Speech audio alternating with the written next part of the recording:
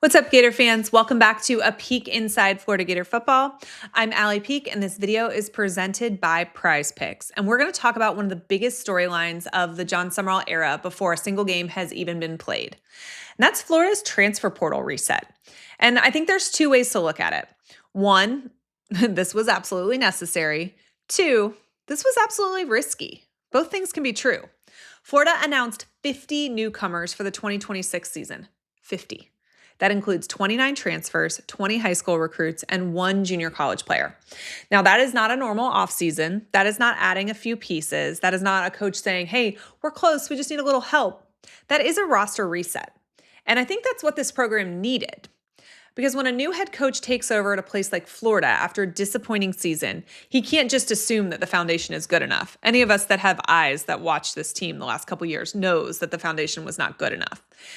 Sumrall had to evaluate everything. He has to decide who fits, who doesn't, who wants to be here, who can handle the standard, and where the roster has immediate holes.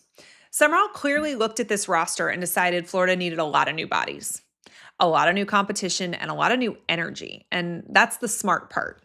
The portal gives you a chance to get older faster. It gives you a chance to fix depth issues fast. It gives you a chance to bring in players who have already been through college practices and college weight rooms and college adversity and game days. You are not waiting 3 years for every answer. And in year one, I do think that's a smart decision. Florida doesn't have the luxury of a slow rebuild. This is not a fan base that's going to say, sure, take 4 years and get back to us. We know how that goes. This is not how this place works. Not when you are in the SEC, not when Georgia is Georgia, and when Texas and Oklahoma are in this league, not when recruiting in this state is literally a street fight every single day. We're going to take a quick break to tell you guys about Prize Picks. Do me a favor.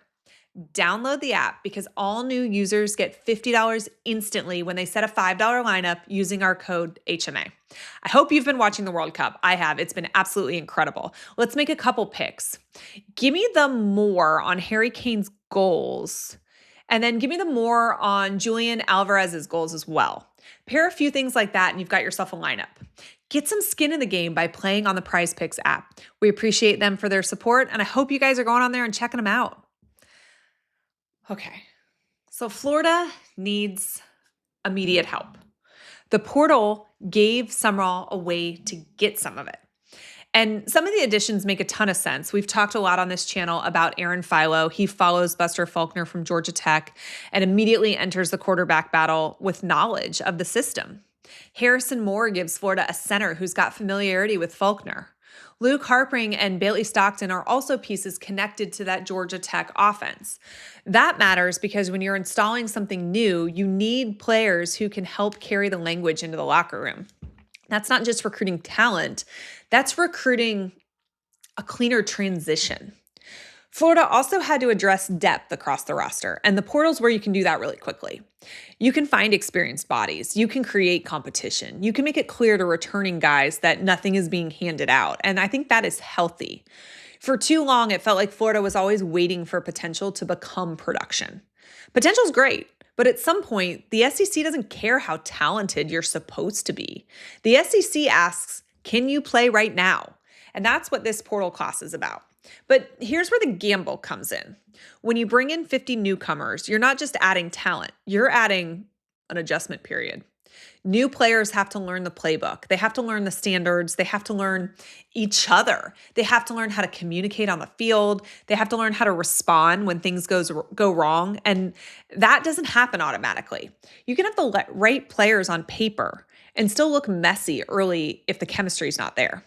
And Florida can't afford to look messy for long. The Gators open with FAU and Campbell, which should give them a little bit of time to settle in. But then comes Auburn on the road, then Ole Miss, then Missouri, then South Carolina, then Texas, then Georgia. That schedule is not waiting for chemistry. And that's the scary part. Portal teams can go one of two ways. Sometimes they come together quickly and they look older and tougher and more prepared than people expected. Other times, they look like a group of good players who have not played enough football together. Looking at you, Florida State. That is the challenge for Sumrall. He has to turn a rebuild into a real team quickly. And that's also why culture matters. I know people roll their eyes when coaches talk about culture, and we all have PTSD from the amount of culture talk over the last 5 years. But in a year like this, I do think real culture matters. When you have this much roster turnover, the roster can't be soft. And when we're saying culture, guys, I'm not talking about such a great culture because the guys hold the door for everybody. Such a great culture because everybody goes to class.